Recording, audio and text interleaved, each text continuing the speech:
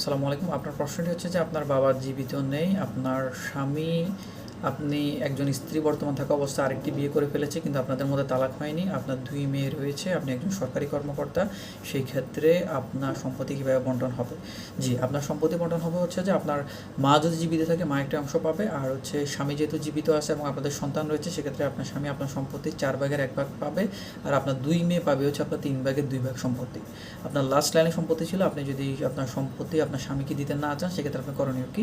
সেক্ষেত্রে আপনি আপনার জীবদ্দশায় আপনার ২ মেয়েকে পুরো সম্পত্তি বণ্টন করে দিয়ে যেতে পারেন। সেটা আপনি হেবা করে দিয়ে যেতে পারেন, বা আরও অনেক প্রসেস আছে, বাট হেবা হচ্ছে সহজ। সেটার মাধ্যমে আপনি আপনার পুরো সম্পত্তি ২ মেয়ের নামে করে দিয়ে যেতে পারেন, বা আপনার যদি মা থেকে থাকে সেক্ষেত্রে মাকেও দিয়ে যেতে পারেন।